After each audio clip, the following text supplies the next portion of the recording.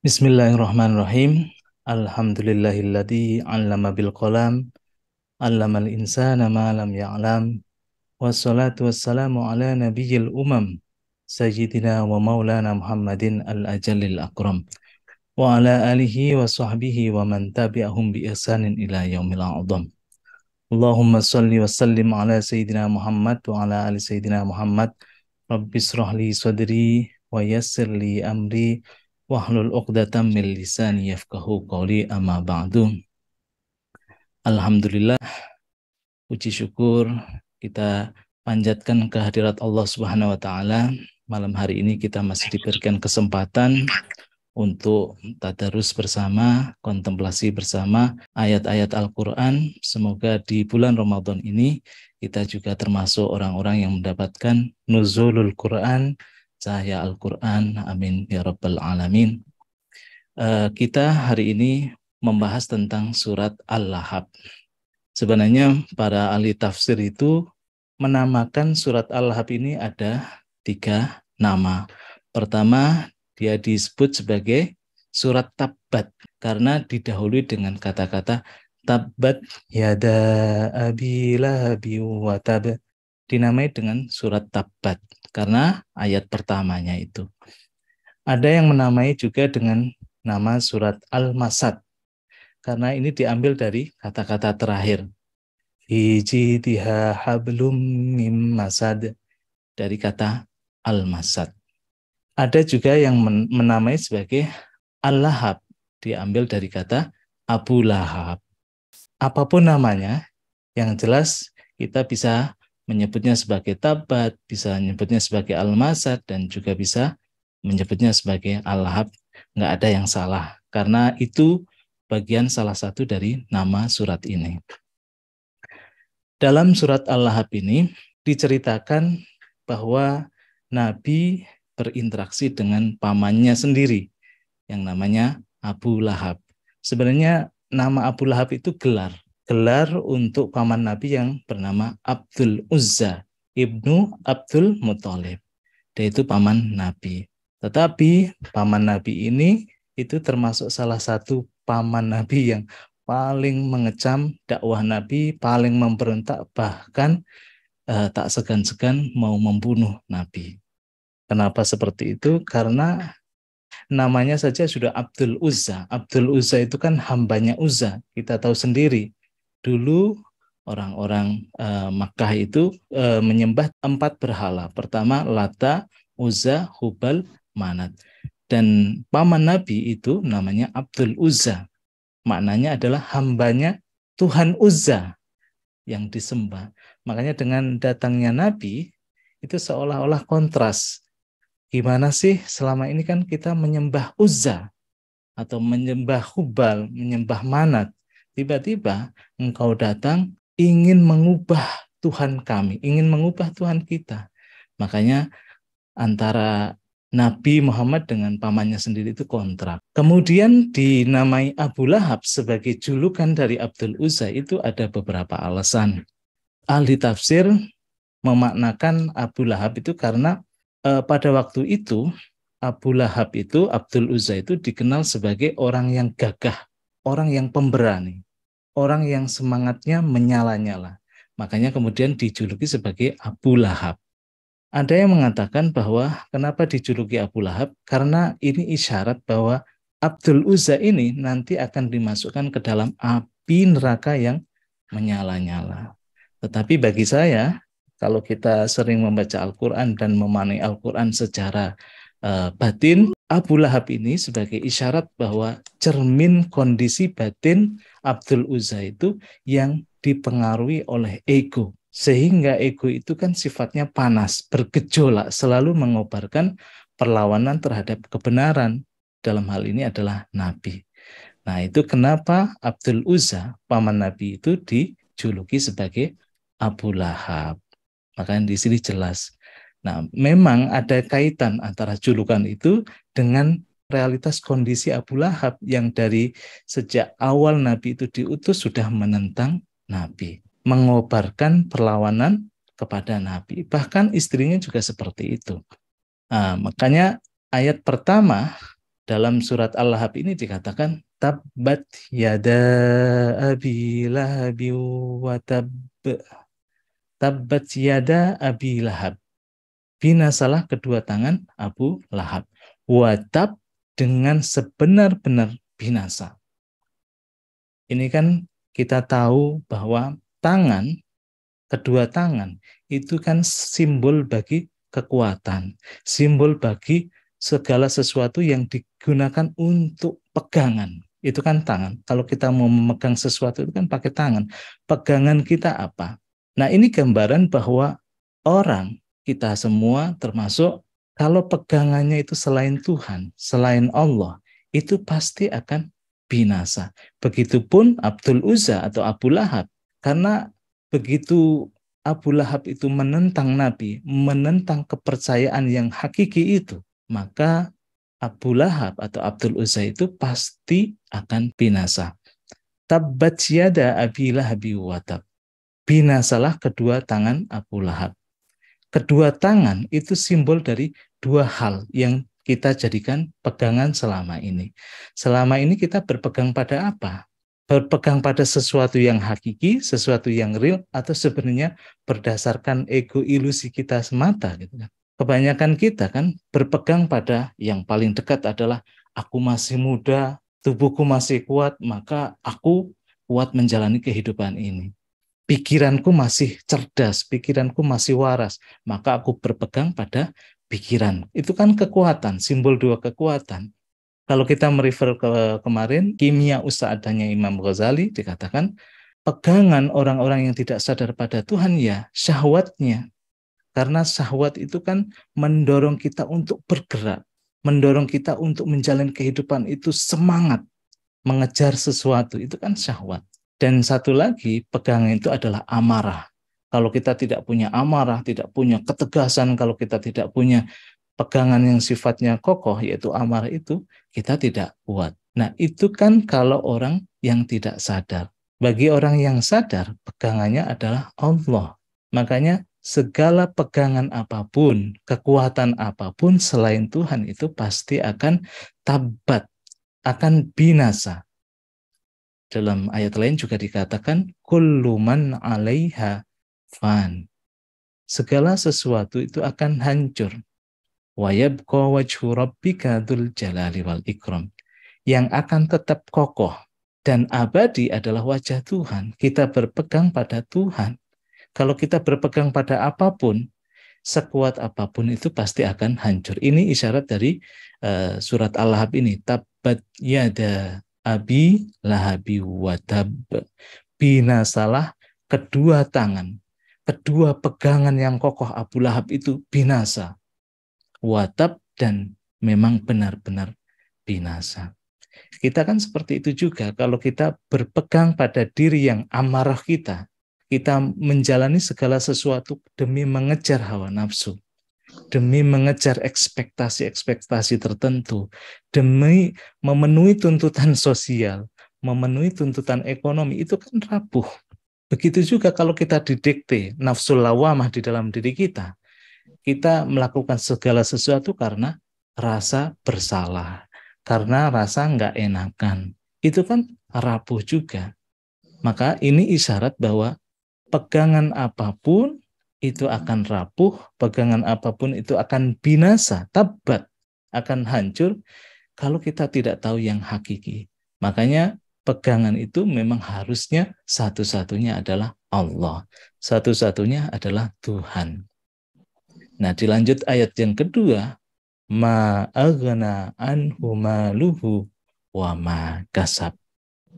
Jika pegangan kita itu rapuh, harta yang kita punya, jabatan yang kita punya, kalau itu sudah mulai usang, harta sudah mulai berkurang, sudah masa pensiun itu datang, masa tua datang, sakit-sakitan, siapa yang bisa menyelamatkan kita? Harta kita tidak bisa menyelamatkan kita. Makanya ma'aghna anhu maluhu.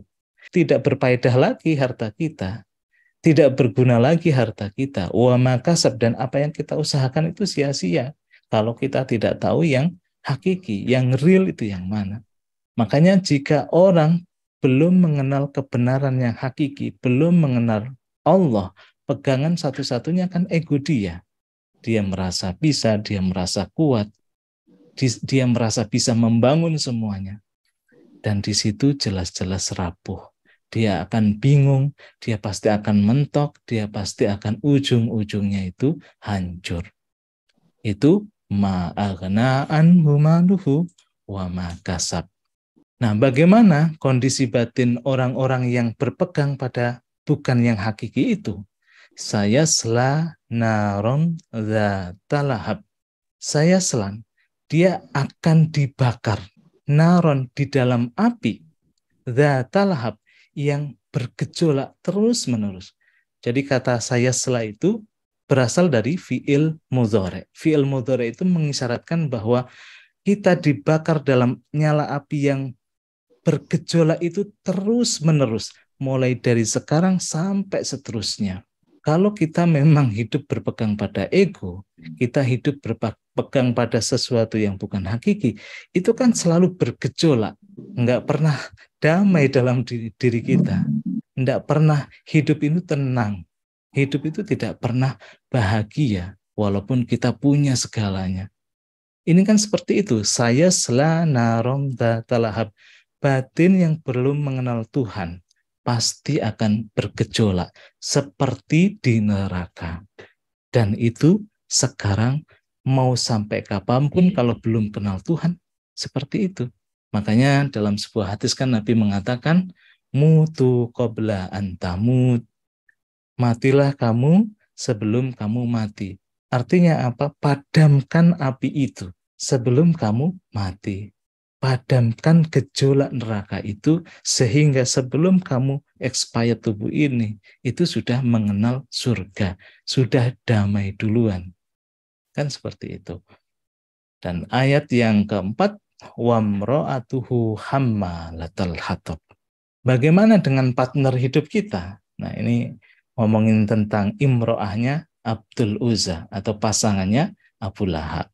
Wamro'atuhu, dan begitu juga istrinya Abu Lahab itu hammalatal hatab, justru membawa kayu bakar.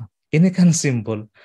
Seharusnya pasangan itu ngerem kalau kita itu lagi ego. Seharusnya pasangan itu melengkapi kalau kita lagi amarahnya naik, diredamkan gitu kan. Tapi kalau pasangan itu sebagai cermin dari ketidaksadaran kita, yang ada adalah membakar juga. Yang ada malah menyulut. Makanya wamro'atuhu hammalatal hatab. Begitu juga istrinya Abu Lahab itu justru malah hammalatal hatab, membawa kayu bakar. Maksudnya apa sih? Justru ngasih bahan bakar, ngasih bensin kalau sekarang. Ngasih bensin biar ego ini makin tersulut. Nah, ini kan diriwayatkan bahwa istri Abu Lahab yang bernama Arwa, yaitu saudara perempuan dari Abu Sufyan itu justru malah menebarkan fitnah kepada Nabi. Justru malah seperti perilaku Abu Lahab, malah dia itu ngasih bensin, ngasih kompornya meleduk gitu untuk Abu Lahab. Tidak malah ngerem atau tidak malah mendamaikan batin Abu Lahab, tapi justru malah membawa kayu bakar untuk membakar ego Abu Lahab semakin besar, semakin besar. Itu kan yang terjadi seperti itu. Bahwa kalau kita punya pasangan, harusnya pasangan itu menjadi cermin Tuhan. Harusnya kan seperti itu ya. Tapi kalau pasangan itu tidak bisa menjadi cermin Tuhan, malah yang ada menyulut ego kita terus makin panas, sehingga rumah itu seperti neraka. Baiti nari, harusnya kan baiti jannati, rumahku surgaku, tapi kalau pasangan kita justru menyulut ego kita terus-menerus, bukan menunjukkan cermin Tuhan ada dalam istri atau pasangan itu, yang ada adalah baiti nari, rumahku adalah nerakaku. Nah, ini kan terjadi dalam mungkin rumah tangga kebanyakan dari kita semua. Dan yang terakhir, fi jidiha hablum mim masad. Di lehernya istri dari Abu Lahab, imro'atu Abu Lahab itu terdapat hablun, terdapat tali mim masad, dari serabut. Ini artinya apa? Bahwa istri yang dicintai Abu Lahab itu bukan malah mengantarkan Abu Lahab itu ke surga, malah menyeretnya, malah menggantungnya di neraka. Jadi tali serabut itu yang disiapkan oleh istrinya Abu Lahab itu justru mengikat dan menjerat leher Abu Lahab untuk tetap ada di neraka, untuk hidup dalam kekalnya neraka itu. Ya ego, punya pasangan seperti ini kan nggak enak. Justru pasangan kita malah menyeret kita ke neraka. Nah, itulah yang dialami oleh Abu Lahab. Makanya Abu Lahab kemudian disebut sebagai bapaknya api yang menyala-nyala. Artinya Lahab itu kan gejolak api yang menyala-nyala. Abun itu artinya bapak, Abu Lahab itu maknanya adalah bapaknya gejolak api yang menyala-nyala. Bayangkan kalau kita dikasih nama gejolak api, kan simbolnya bahwa kita itu termasuk orang-orang yang egois. Orang yang hidupnya hanya ditentukan atau dikungkung atau disetir oleh ego kita. Itu kan Abu Lahab. Tapi ada satu spesialnya dari Abu Lahab juga, walaupun Abu Lahab itu dikenal sebagai orang yang dibakar nanti di dalam api neraka, karena ada satu keistimewaan Abu Lahab, yaitu saat Abu Lahab itu merasa gembira dengan kedatangan Nabi. Saat Nabi itu lahir, Nabi Muhammad lahir, Abu Lahab salah satu orang yang sangat gembira dengan kehadiran Nabi. Sehingga saking bahagianya Nabi lahir, saking gembiranya Nabi itu lahir, dia memerdekakan budak. Dia memerdekakan budak untuk memperingati lahirnya Nabi. Nah, makanya dalam satu riwayat dikatakan setiap hari Senin itu, walaupun Abu Lahab dimasukkan dalam neraka, setiap hari Senin itu dapat dispensasi untuk rehat dari panasnya api neraka. Dia diselamatkan setiap hari Senin. Karena kecintaan dia atas lahirnya Nabi. Baru lahirnya Nabi kita cintai aja, kita dientaskan dalam api neraka. Kita dibebaskan dari api neraka. Apalagi kalau kita mengikuti Nabi. Bukan hanya mengikuti doktrin saja atau ajaran yang sifatnya lahiriah aja, tapi kita sadar Al-Quran sebagai cahaya batin itu bisa hadir menjadi penerang dan petunjuk hidup kita. Itu pasti luar biasa. Itu saja dari saya. Mungkin bisa dielaborasi lebih lanjut oleh Bang Dami. Silakan Bang Dami. Ya, terima kasih Mas Hasan. Terima kasih banyak. Bismillahirrahmanirrahim. Dengan nama Allah yang Maha Pengasih dan Maha Penyayang. Assalamualaikum warahmatullahi wabarakatuh. Alhamdulillahirabbil alamin. Syukur kehadiran kehadirat Allah. Malam ini kita kembali kontemplasi tadarus untuk menghayati ayat suci Al-Quran. Semoga dengan tadarus ini kita bisa mendapatkan petunjuk langsung. Kita rasakan relevan dalam kehidupan kita. Amin ya rabbal alamin.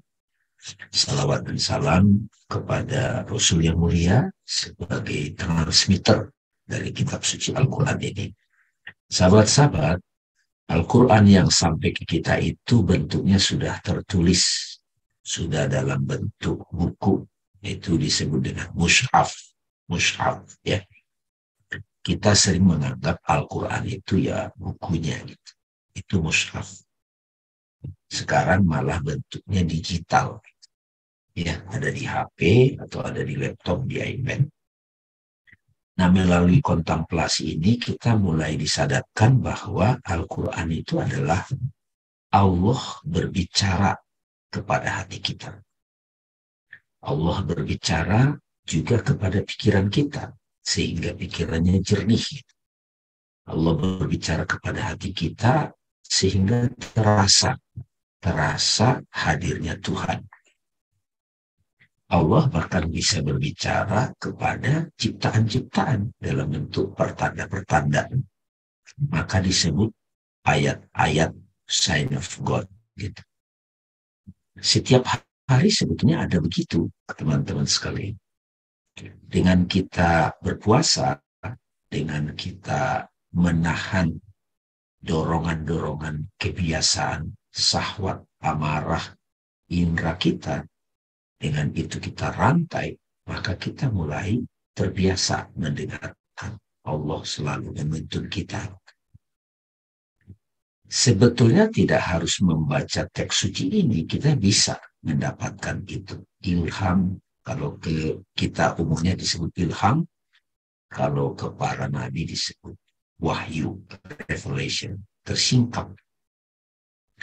Nah, sekarang kita melalui teks yang pernah turun di sebuah masa, ya.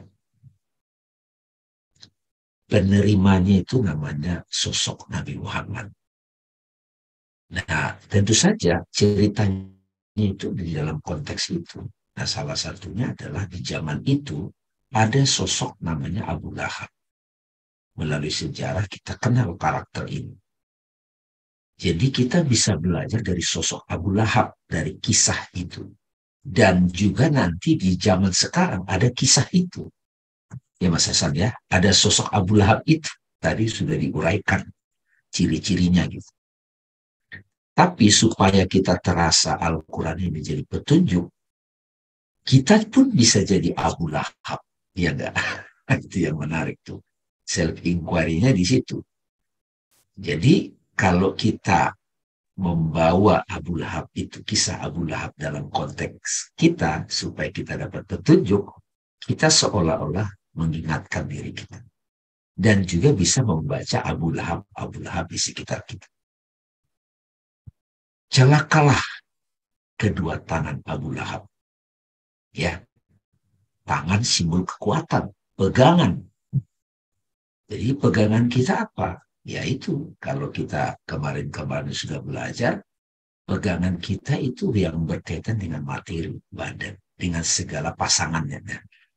Ya ketika orang matre, ya banyak pasangannya tuh. Ya pasangannya itu istri-istrinya gitu. Ya ketika kita pemuja materi, ya teman-temannya ya segala bentuk harta itu dijadikan pegangan dan power. Nah, power kedua adalah pemikiran, mind. Segala pegangan-pegangan dalam bentuk values, dalam bentuk dogma-dogma itu saya melihatnya dari sisi itu, Mas Hasan. Mirip seperti kisah Musa ketika hendak bertemu Tuhan dan menerima wahyu. Simbol Tuhan di situ adalah api.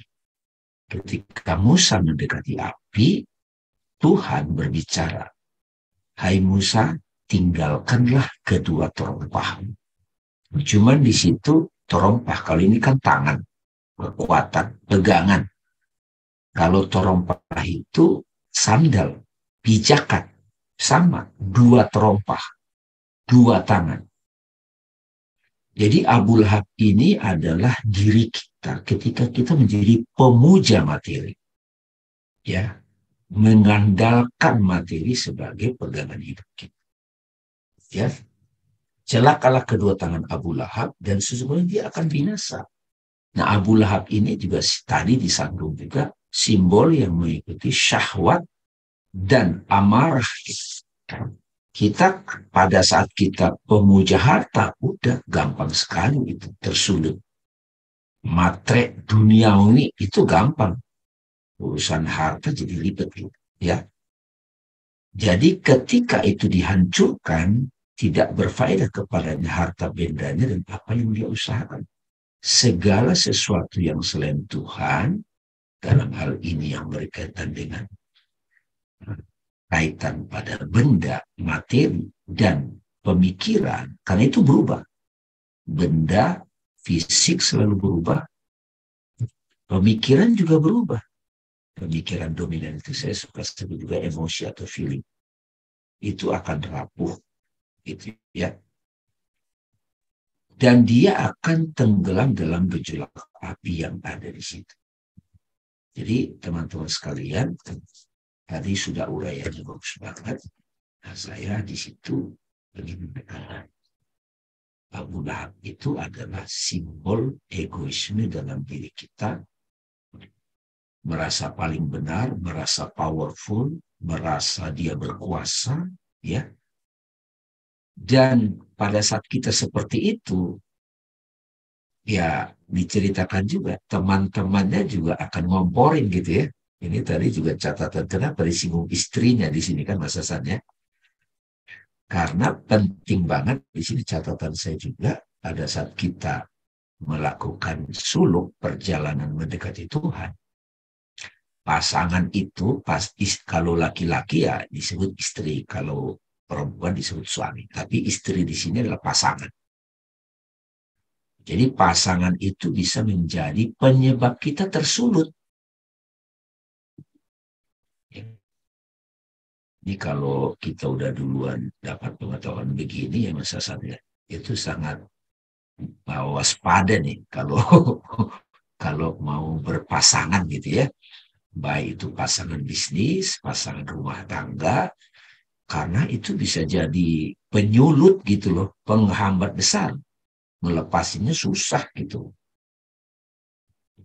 Ya, jadi sahabat-sahabat sekalian, saat kita membaca ayat ini, tabbat yada abi lahabi wa tab gitu kan, itu seolah-olah kita mengingat kembali bagaimana kita juga pernah terjebak pada tarikan kesadaran fisik dan kesadaran pikiran.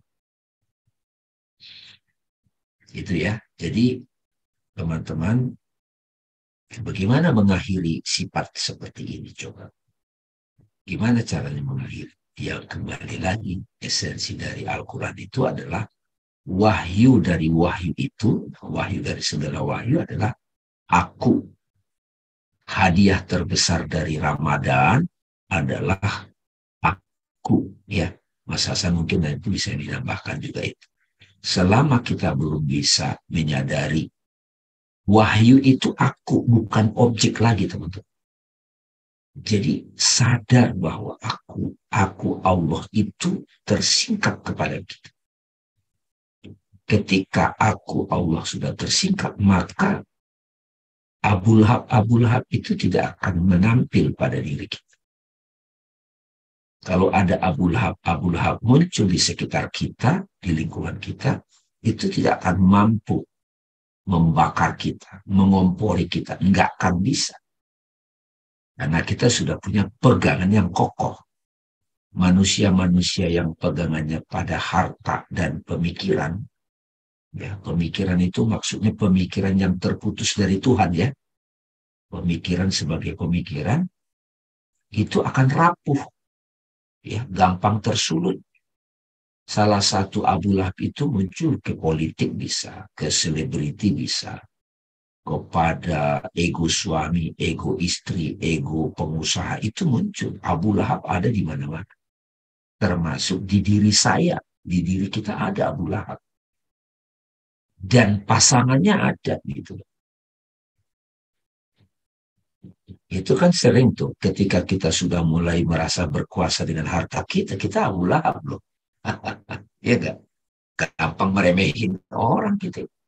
Ketika kita sudah merasa seperti itu, maka pasangan-pasangannya, tim horenya banyak gitu. Oh bos, wah masa kamu mau digitu-gituin, balas dong, enak aja, gitu dikomporin malah. Jadi hati-hati, jangan sampai kita seperti Abu Lahab. Kalaupun tadi dibilang Abu Lahab itu juga sedikit agak diberikan ya istirahat dari neraka karena dia menyambut kelahiran Nabi gitu. Itu bisa aja seperti itu. Tapi saya ingin mengajak dari sudut pandang saya pada malam ini, Abu Lahab itu ada dalam diri kita teman-teman, yaitu ketika kita menjadi berkuasa, menganggap pegangan kita harta. Dan itu rapuh. Kekuasaan. Harta kan materi. Kekuasaan itu pemikiran. Kuasa. Ya. Ilmu juga. Ilmu yang membuat kita terputus dari Tuhan. Itu juga tangan Abu Lahab. kita kan profesor. Nah, itu bisa Abu Lahab juga. Kita kan doktor, kita kan orang kaya, kita kan keturunan ini gitu. Ya, pegangan-pegangan seperti itu sebetulnya rapuh. Karena ketika kita seperti itu, di sana ada Abu Lahab juga, tandingannya. Gitu. Jadi saya melihat ke situ, Mas Hasan.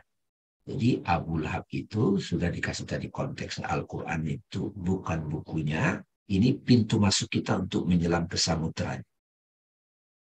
Ya, kalau sekarang Abu Lahab itu menceritakan tentang sosok-sosok di sekitar kita supaya kita bisa nyadar gitu.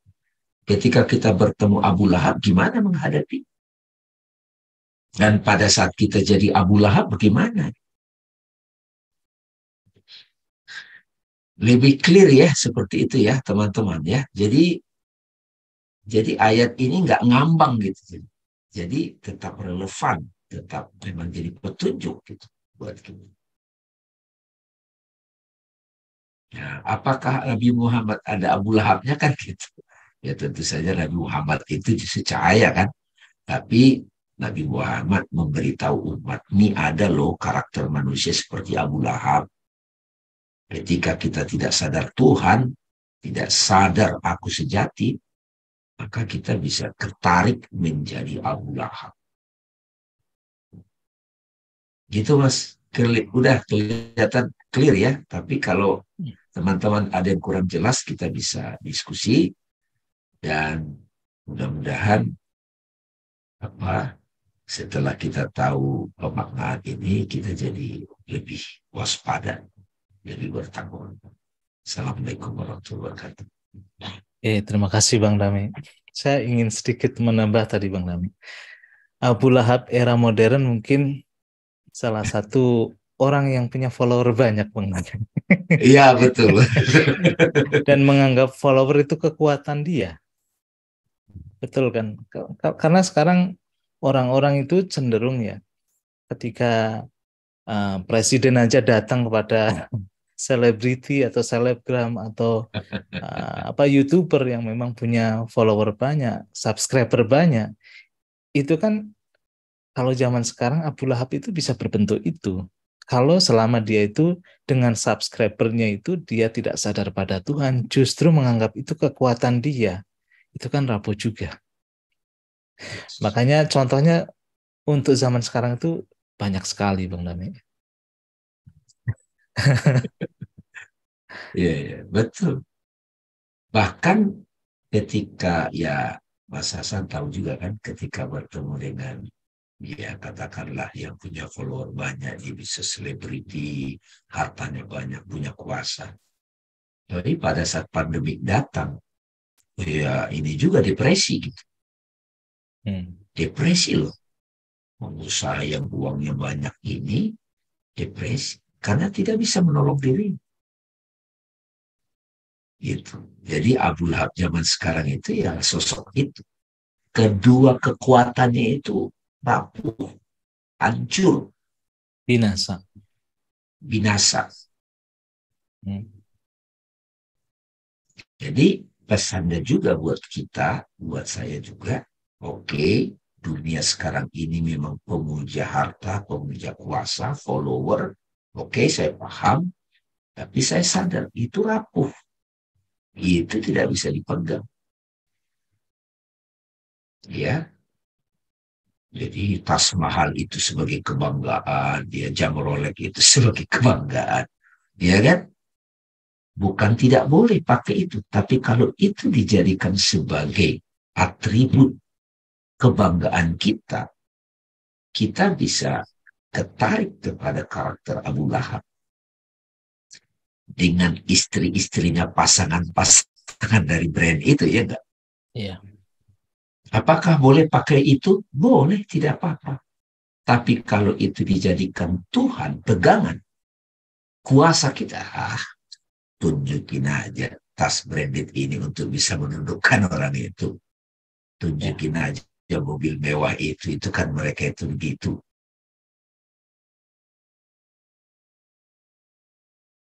Oleh karena Bang Rame, bahwa karakter Abu Lahab itu disebut Lahab itu karena batinnya itu selalu bergejolak.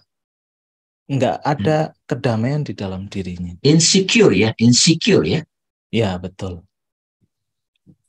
Walaupun sudah punya banyak, punya tas banyak, punya mobil yang bagus, tapi tetap aja di dalam itu bergejolak. Tidak pernah silent, tidak pernah puas, tidak pernah merasa bahagia. Itu kan cirinya Abu Lahab. Makanya disebut lahap itu. Api yang bergejolak, api yang menyala-nyala itu gambaran dari batin. Batin yang tidak pernah damai. Ini sebenarnya gambaran dari batin ya kita semua yang selama kita itu tidak sadar pada yang hakiki, berpegang pada yang hakiki, yaitu Allah, maka kita ya termasuk Abu Lahab.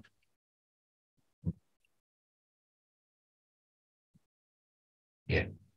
Jadi Jadi ini juga tidak Mas ya, menjamin Bang Dami ya. Silakan Bang Dami. ini juga sahabat-sahabat, saya juga sering bilang kalau di dalam kehidupan kita sekarang ada ditampakkan sosok Abu Lahab, kita nggak mau sebut nama ya, teman-teman pasti tahu lah kejadian ini, kejadian itu ya kan, itu bisa jadi pembelajaran buat kita, jadi ayat-ayat Tuhan. Sama seperti di Al-Quran ini, Nabi menceritakan sosok Abu Lahab. Zaman sekarang kan ada tuh, bisa di pusat kekuasaan, bisa di bisnis, apakah dia terkena korupsi atau juga jadi terhukum, banyak macam-macam. Jadi kenapa itu ditampilkan begitu masif dalam pemberitaan? Kadang kita tergoda mencela, padahal itu ditunjukkan. Ini loh ada cerita Abu Lahab, Fir'aun, Namrud, supaya kita bisa belajar gitu. Dan kita juga bisa, kalau kita dikasih kekuasaan, dikasih kesempatan untuk itu, lahap juga barangkali. Melahap ini, bisa begitu juga teman-teman. Gitu sahabat-sahabat sekalian. Ya. Jadi,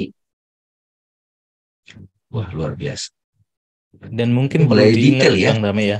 Perlu Iya, diingat bahwa yang tadi saya sebutkan bahwa Abu Lahab itu tidak jauh-jauh dari kita. Kalau tadi diceritakan bahwa Abu Lahab adalah pamannya Nabi sendiri loh. ya, Artinya kan kalau diibaratkan sama kita, itu orang yang terdekat dari diri kita sendiri, bahkan diri kita sendiri bisa jadi Abu Lahab. Ini kan sebagai contoh bahwa tidak menjamin bahwa saudaranya Nabi sendiri itu termasuk orang-orang yang mendapatkan cahaya Tuhan. Nggak menjamin. Nabi Nuh misalkan, anaknya, itu termasuk orang-orang yang kafir, tidak bisa melihat kebenaran yang dibawa oleh bapaknya sendiri. Artinya kan nggak menjamin bahwa keluarga sendiri, anak sendiri, saudara sendiri, itu bisa mengikuti jalan orang tuanya yang memang orang tuanya itu sudah mendapatkan cahaya. Maka pegangannya adalah satu-satunya adalah Tuhan itu sendiri. Kalau kita berpegang pada yang lain, ya kita mengulang cerita atau mengulang kisah Abu Lahab yang baru. Itu Bang Dami ya. Ada pertanyaan nih Bang Dami dari Mas Yoyo. Saya baca ya. Kang Hasan iya. dan Bang Dami, sisi lain yang bisa saya tangkap adalah sebuah keadilan. Walaupun kenal dengan orang penting, walaupun kenal dengan orang penting, mohon koreksinya. Mungkin ini kali Bang Dami, walaupun itu orang penting atau orang yang punya power, tapi kalau di situ nggak ada keadilan, mungkin juga terjebak dengan karakter Abu Lahab kali ya. Silakan Bang Dami kalau mau dijawab. Mas Yoyo bisa perjelas, Mas Yoyo? Ya, Mas Yoyo Halo? mungkin bisa menjelaskan secara langsung. Silakan Mas Yoyo. Ji, Assalamualaikum Bang Dame, Bang Esan. Iya. Ya. Ya, Mas Yoyo dapat apa dari uraian ini? Coba. Ji, makasih Bang Dame atas waktunya. Saya tidak nampil ke video ya, soalnya Ya, nggak biasanya apa-apa nanti Mas. putus-putus, sinyalnya Iya. kurang bagus. Monggo. Ji, ya. Jadi Abu Lahab ini kan Ya simbol ya. Jadi beliau kan yang diceritakan ini adalah paman Nabi sendiri, dan artinya kan kalau kita sekarang ya kenal sama orang penting lah. Jadi ketika dapat sebuah namanya pidana atau hukuman atau apa ya memang tidak ada yang bisa menjamin walaupun dia paman Nabi Muhammad. Begitu Bang Damai. Terima kasih. Oh ya. Silakan Mas Sandisan dulu. Iya betul Mas Soyo, bahwa yang bisa menjadi pegangan tadi kan Tuhan. Selama dia itu tidak kenal Tuhan, ya nggak peduli siapapun itu keluarga Nabi atau itu bahkan anak Nabi atau siapapun itu, memang pegangan itu ya hanya Tuhan. Ya kayak ginilah, misalkan anaknya Pak Jokowi, ukuran dari anaknya Pak Jokowi atau tidak itu kan kalau di mata hukum sama. Ya kan? Mentang-mentang itu anaknya pejabat, anaknya Pak Jokowi, ketika melanggar hukum itu tidak dihukum. Dan sama seperti kita, kalau tidak kenal Tuhan ya rapuh siapapun orangnya, walaupun di situ saya anak kiai, saya anak Habib, saya anak bahkan anak Nabi. Kalau saya tidak kenal Tuhan, ya pasti sama juga dengan Abu Lahab yang rapuh, yang pasti terjebak, batinnya pasti tidak tenang, bergejolak terus. Itu Saya mau, makasih Mas Yoyo, saya ingin ini kita jadi jadi lebih teguh kalau dapat ayat ini. Jadi kalau dari sudut pandang saya, Abu Lahab ini kan sosok berkuasa di zamannya. Ya kalau zaman sekarang ya yang dikagumi yang berkuasa, punya harta, bisa meremehkan orang gitu ya. Jadi dengan kita menyadari ini, kita diingatkan, hei, si Abu Lahab itu, si orang berkuasa itu, yang banyak harta itu kalau dia tidak kenal Tuhan, dia rapuh loh. Ya. Jadi tidak usah silau gitu. Ya. Jadi kita jadi punya semacam kedaulatan gitu, sudah punya ke marwah gitu. Kita tidak meremehkan, oke, dia pejabat, tapi kita punya dignity gitu. Apa bahasanya? Punya nobility gitu. Ketika kita berhadapan orang seperti itu, Abu Lahab. Itu satu. Jadi sehingga kita mantap melangkah. Kita percaya pada Tuhan kita, gitu. Pada pegangan kita. Itu kan jadi aman kita. Karena Abu Lahab itu dia bergejolak batin. Misalnya nih, zaman mau pilpres itu kan politician bergejolak tuh. Wah, kalau koalisinya ke situ gimana? Itu kan gampang itu kan. Karena kekuatan dia kan, tangan dia itu pada itu gitu. Siapapun, saya juga kalau masuk ke situ, itu bisa begitu. Makanya diingatkan dengan, ini ada sosok Abu Lahab loh. Bisa kita bawa ke situ kontemplasi. Iya enggak? Jadi ada orang bangga dengan koneksi dia gitu. Wah, ya kan?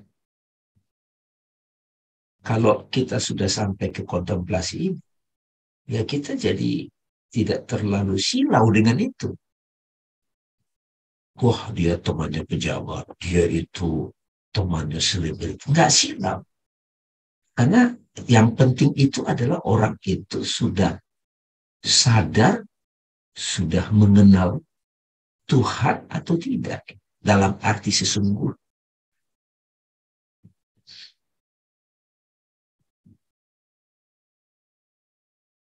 Karena kan godaannya kan gitu Mas Hasan. Jika sudah dekat dengan pejabat, dekat dengan yang berkuasa, gimana gitu. Kita, ya kan? seolah-olah aman dan kebal hukum, Bang. Seolah-olah aman kebal hukum, seolah-olah aman. Ya mungkin kalau di dunia selama grup-grupnya begitu, ya kelihatan. Tapi kan tetap rapuh. Kalau ganti penguasa, Rapuh Iya, juga. rapuh. Rapuh loh sahabat-sahabat sekalian. Itu gampang itu. Udah pegang gua kartu truk lu gitu. Kita habis gitu. Ini mudah-mudahan dapat nih sahabat-sahabat. Jadi Abu Lahab itu tokoh yang sangat powerful di zamannya. Dia dijadikan nama surat. Ah, bayangin tuh. Ada surat Maryam, surat Yusuf. Nah, Abu Lahab aja dikasih nama surat. Coba. Betapa pentingnya kita mengkontemplasi. Iya. Berarti tokoh sentral ya, Bang. Tokoh sentral. Tapi yang rapuh. Kelihatannya kokoh, berkuasa, tapi rapuh.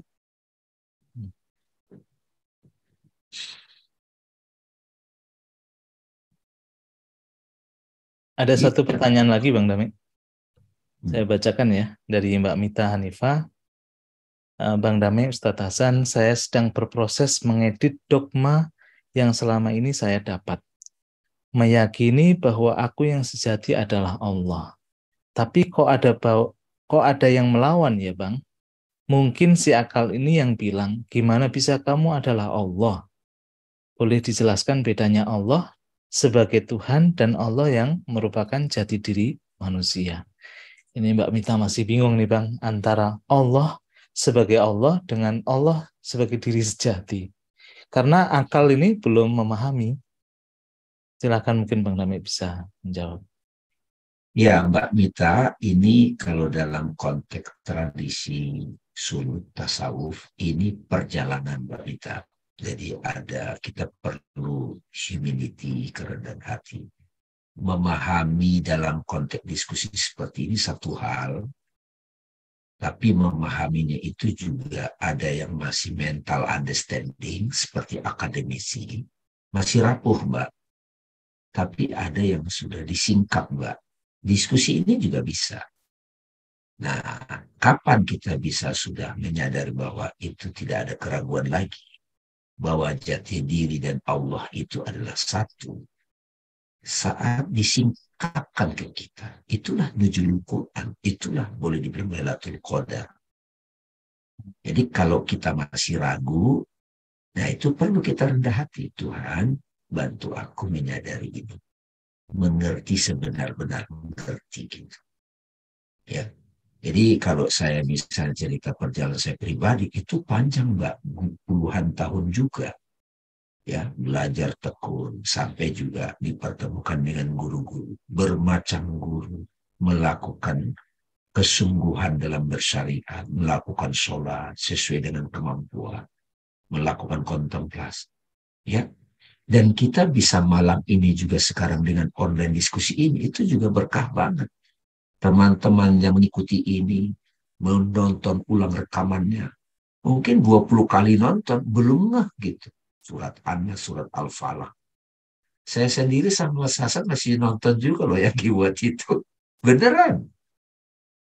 Ya, jadi memahami secara akademis itu satu hal. Banyak dosen-dosen, profesor di universitas di UIN misalnya, ngajar filsafat, ngajar tasawuf, tapi rapuh juga. Nah, dengan kerendahan hati, ketulusan, apalagi dalam konteks Ramadan ini, kita berdoa rendah hati. Nanti kita terbuka tuh, ngerti sendiri. Nah, kalau secara konsep saya kan terangkan nih Mbak Mita. Ketika laptop, ini saya ulang-ulang nih supaya mudah. Banyak orang yang aku suka analogi gambar dan screen gitu ya. Ketika laptop ini saya nyalakan, yang ada screen, ya enggak? Screen, nama layar realitas. Begitu dinyalakan zoom, ada 34 gambar. 34 gambar itu, gambarnya beda-beda. Itulah individu-individu manusia. Menampil sebagai badan, menampil sebagai pemikiran. Atau ego. Tapi ketika ditelusuri gambar ini, ternyata tetap screen gitu. Ya. Nah, pada saat kita sadar gambar itu tetap realitasnya adalah layar, kita jadi paham. Jati diri itu nggak ada bedanya sama yang maha itu. Itu satu. Kedua, kalau dalam konteks kita, aku wa nafaktu fihi min ruhi. Setelah sempurna ciptaanku, aku tiupkan rohku. Kata tiup, roh itu. Kata-kata tiup ada kaitan sama napas. Sekarang ini kita bisa bernapas. Inhale, exhale. Adakah jenis kelaminnya? Enggak ada. Adakah usia jari yang bernapas? Enggak ada. Apakah ada agama KTP? Enggak ada. Siapa sebetulnya yang bernapas itu? Tidak usah dijawab, itu Mita bukan. Aku. Nama untuk yang bernapas itu kita populer namanya aku. Apa itu?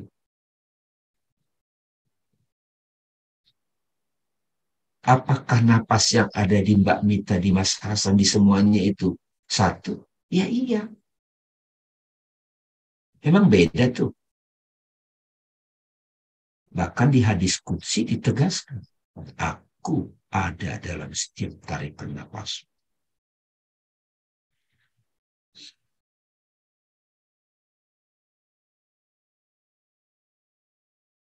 Yang bernapas itu siapa? Ketika badan ini expire aja, napasnya kan nggak bernapas lagi. Kemana? Balik lagi ke Maha Roh. Nah, kalau sekarang kita masih di badan ini sadar sebagai itu, sering-sering nggak sadar sebagai itu. Puasa ini kan ngajarin kita itu.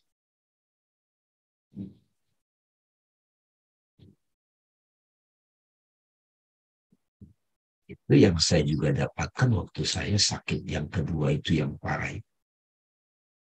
Karena Tuhan yang saya pahami, saya dan Tuhan satu sebagai pemahaman, nggak nolong, Mbak. Belum kokoh.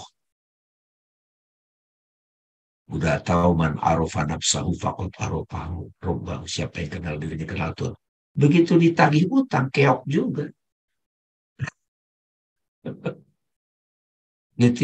Begitu mau akhir tak apa Lebaran mau mikirin THR buat karyawan, bingung juga gitu. Padahal tadi saya adalah roh, saya adalah aku adalah sesungguhnya aku ini Allah, udah ada ayatnya kan, innani anallah. Mikirin bayar THR karyawan, bingung juga. Makanya saya juga sampaikan ke beberapa sahabat, saat kita terjebak pada pemikiran yang misalnya lagi mikirin utang, itu susah kita untuk kontemplasi, menyadari hakikat aku. Makanya dikasih kita puasa. Berhenti sibuk dengan dunia. Tahan keinginan, tahan minum, syahwat, tahan kehendak pikiran, emosi, tahan. Ketika kita ternyata bisa tetap hidup, tetap damai, tetap I am pada waktu tidak ada semua keinginan itu dari subuh sampai maghrib. Aman kok aku. Bukankah itu tujuan puasa? Kita perlu 30 hari untuk istiqomah. Supaya terbiasa. Makanya hadiah terbesar dari puasa adalah amalan sedekah, puasa, zakat, sholat, haji. Bisa surga. Tapi puasa, hadiahnya, imbalannya aku, kata teman. Dia Mas Hasan ya. Puasa itu hadiahnya aku, imbalannya aku. Karena when you realize aku, I am everything. Gitu. Ya, jadi memahami secara mental, bahkan jadi konsep akademis itu satu. Mengkontemplasi seperti ini sampai sayup-sayup ada glimpse, ada epiphany, ada kayak keterbukaan sebentar. Itu kan yang dirasakan sahabat-sahabat di sini. Ngapain kita udah mau jam 12 ini masih ngobrol-ngobrol? Ngapain? Karena ada yang terasa. Tapi bagaimana itu konsisten? Silakan teman-teman merealisasikan dalam kehidupan sehari-hari. Al-a'udzubillahnya, bismillahnya, alhamdulillahnya. Kan kita udah ulas. Ya kan na'budunya, ya kan? Ditonton lagi. An-Nas, Al-Falaq, Al-Ikhlas, sekarang Al-Lahab. Jadi sahabat-sahabat para perindu Tuhan atau salikin, kita tidak boleh langsung GR, saya sudah tauhid. Jangan. Tetap humble. Nanti roh kita sendiri yang mengklarifikasi. Memberikan proven pembuktian. Oke, aku. Nah, dan itu memancar keluar dari sikap sehari-hari. Dari bagaimana kita merespon situasi. Nggak bisa tipu-tipu istilahnya. Nggak bisa, wah saya udah ada, nggak bisa. Gitu Mbak Mita ya. Terima kasih Bang Dame. Mbak Mita, semoga tercerahkan dari jawaban Bang Dame. Kalau saya sih Bang, ini juga pengalaman juga ya. Bukan hanya Mbak Mita mungkin yang. Kalau saya justru malah dari pesantren itu dogma-dogma, doktrin-doktrin itu kental sekali Mbak Mita. Sampai kemudian saya juga diajari oleh kehidupan bahwa doktrin-doktrin itu kadang-kadang kalau kita tidak perdalam, kita ketemu sama guru yang sudah memang sadar pada Tuhan, itu justru malah menjebak kita. Karena selama ini kan kita memahami Tuhan itu sesuatu yang jauh. Tuhan dipersepsikan sebagai objek, ya kan? Tuhan sendiri kok bahkan yang bilang bahwa aku itu sangat dekat. Kalau dibilang dekat, dekatnya itu seperti apa? Dekat seperti aku bersampingan dengan Bang Dame misalkan. Kalau dekat seperti itu kan tetap masih ada jarak. Itu tidak bisa dikatakan qorib, ya kan? Kalau teman dikatakan dekat, itu kan karena ada kedekatan bukan fisik, karena biasanya psikologis sudah mulai aku tahu tuh karaktermu. Nah, bagaimana kalau kita bilang sangat dekat? Bahkan jaraknya itu tidak ada. Yang mau nggak mau pilihannya adalah tidak melihat Tuhan sebagai objek lagi, tidak melihat Tuhan sebagai sesuatu yang jauh. Coba makanya dari ayat berapa itu yang Bang kemarin ya, ihdinas siratal mustaqim atau apa saya lupa. Kenali dia sebagai yang hadir dalam kesadaranmu. Bahkan yang hidup ini siapa sih? Yang sadar ini siapa? Tetapi kalau kita bilang bahwa yang hidup hadir dalam badan ini kita disebut sebagai diri. Tapi kalau di situ di luar diri saya itu kesadaran yang maha luas atau aku yang memenuhi segala sesuatu ya Allah itu.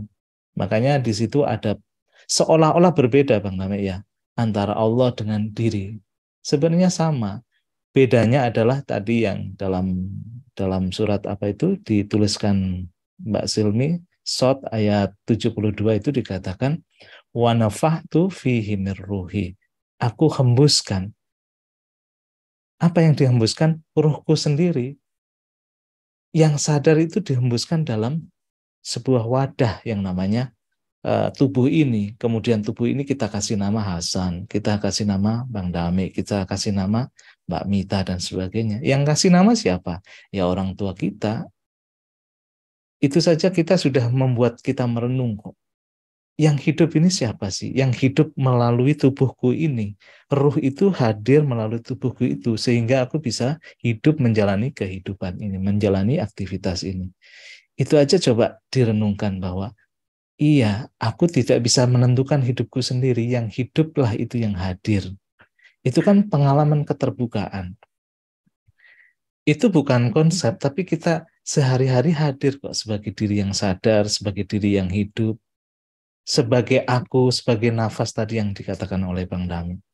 Itu Mbak Mita. Tapi kalau kita masih berpikirnya Allah itu sebagai sesuatu yang objek, sesuatu yang menampil, itu kan sesuatu yang masih duality, masih jauh. Itu konsep, karena konsep hanya bisa memahami dengan cara model kayak gitu, tapi tidak bisa memahami, coba, kalau objek itu di luar, itu kelihatan Bang Dami. Kalau kita bisa nggak sih melihat bola mata kita sendiri atau melihat lensa kita sendiri kan nggak bisa. Coba itu kan saking dekatnya. Yang paling dekat lagi adalah siapa yang sadar selama ini, siapa yang menjalani hidup selama ini. Itu karena selama ini adalah kita menjalani hidup seperti mimpi kalau kata Nabi. Kita melihat objek-objek yang ada di dalam mimpi. Objek pikiran, objek perasaan, objek yang di luar bahkan. Nah, kalau kita sudah clear di situ, Bang Dame ya, saya rasa teman-teman di sini dengan keterbukaan surat-surat yang kita sudah bahas, Al-Fatihah, itu bisa menjadi modal untuk kenal diri kita. Bisa menjadi modal cahaya bahwa selama ini saya dengan Tuhan tidak pernah terpisah. Gimana bisa terpisah? Cuma kita aja nanti pelan-pelan Mbak Mita ya, memahaminya pelan-pelan nggak apa-apa. Ada proses kok nanti. Bahkan kehidupan itu nanti akan membuat kita makin sadar. Itu saja dari saya Bang Dami. Dan satu lagi Bang Dami, ada pertanyaan dari Mbak Rahmania. Kadang sudah mengerti ini di logika, tapi belum masuk ke batin. Masih ada rasa ketakutan dengan sosok powerful itu, dengan harta dan kedudukannya. Berarti ini secara ilmu udah tahu Bang Damek, tapi prakteknya ketika menghadapi orang-orang yang punya pengaruh, ini masih jiper gitu. Bagaimana cara kita masih keep dignity dalam situasi seperti itu? Terima kasih Bang Damek dan Kang Hasan. Kan Bang Damek? Secara paham gitu kan, tapi prakteknya itu sebabnya Mbak Rahmi ya. Ya, Rahmania. Mbak Rahmania, itu sebabnya setelah kita pahami dalam dialog ini, teman-teman, kita coba insapi dalam kehidupan kita pribadi. Dan kita coba praktekkan dalam situasi normal, dalam situasi sulit kehidupan kita. Sampai kita membuktikan sendiri dia teguh gitu. Dan lagi-lagi itu sebabnya puasa Ramadan, tirakat saya suka nyebut suluk Ramadan, perlu 30 hari. Nah, kalau kita sudah menjalani puasa Ramadan itu sudah lebih kontemplatif, tidak hanya sebatas rutinitas robotik, kita sudah mulai puasa khusus gitu. Nah, kalau kita sudah merealisasikan hadiah terbesar di bulan puasa adalah aku gitu kan. Ya, aku kita kenali kembali, kita kembali ke fitrah, sifat asli kita. Tanpa apa-apapun kita sudah bisa tenang sendiri gitu. Nah, kita stay di situ. Kalau itu kita analogikan sebagai gelombang frekuensi, tetap jaga gelombang itu, praktek sholat, bawa dalam kehidupan sehari-hari. Dikenal sekarang namanya mindfulness, zikir, meditative condition gitu ya. Bertakwa gitu kalau istilah Al-Quran. Nah, pada waktu datang orang-orang berkuasa itu kita lihat, itu ketika kita jiper, nah tanya lagi siapa yang jiper? Yang jiper itu diri persona kita. Disitulah saya sering kenalkan namanya self-inquiry. Setiap kita ketemu situasi apapun, ada respon di batin kita yang rasanya jiper atau ketakutan. Duduk diam, napas sadar membantu kita tanya, ini siapa yang ketakutan? Aku yang mana? Nah, disitulah kita pelan-pelan mulai menyadari ada aku yang masih aktif sebagai persona, sebagai ego. Nah, di bulan puasa ini kita akrabin juga, kita kenali sampai dia, oh ini ilusi kok, ini terbakar. Ketika aku ego ini disappear gitu, ya, menghilang, apa yang tersisa? Nah, jadi itu pentingnya ada suluk Ramadan, tirakat. Nah, kalau kita sudah mulai menyadari itu dalam suatu momen, kalau kita punya guru atau syekh, dia akan ngasih tahu, hei, ingat loh, itu kamu loh. Maksudnya itu hak jati dirimu gitu. Guru itu ngasih tahu itu toh. Kalau di Vedanta itu ada satu judul buku, judulnya You Are Dead. Dead-nya itu ya itu sang aku, I am dead gitu. Nah, guru itu tugasnya kalau dalam konteks Mahabharata, Bhagavad Gita, Krishna ngasih tahu itu ke Arjuna. Syam ketemu Rumi, Syam ngasih tahu. Jati dirimu itu ya itu gitu. Saya ketemu beberapa guru yang saya hormati, itu ngasih tahu itu juga. Oke, saya terima, saya paham, saya uji dalam kehidupan, Pak. Sampai, oh iya ya, I am powerful gitu kan. Sang aku itu powerful gitu. Itu kira-kira. Jadi ketika kita ada kegagalan itu self-inquiry lagi. Itu terus. Gitu ya. Oke, terima kasih Bang Dami. Ada jawaban dari Mbak Mita. Terima kasih jawabannya Bang Dami dan Ustadz Hasan. Terima kasih sudah menjadi pembawa cahaya untuk saya. Sama-sama terima kasih Mbak Mita. Kita cukupkan kali ya Bang. Sudah jam 11 lebih. Oke, terima kasih sebelumnya Bang Dami atas elaborasinya. Terima kasih datangnya teman-teman. Semoga kontemplasi dan tadarus kita malam ini membawa cahaya bagi batin kita, makin mengenal Tuhan, makin dekat dengan Tuhan, dan semoga kita mendapatkan nuzulul Quran. Amin ya rabbal alamin. Billahi taufiq wal hidayah. Wallahu a'lam bishawab. Assalamualaikum warahmatullahi wabarakatuh. Terima kasih semuanya. Waalaikumsalam warahmatullahi wabarakatuh. Terima kasih Bang Dami, terima kasih Mas Hasan.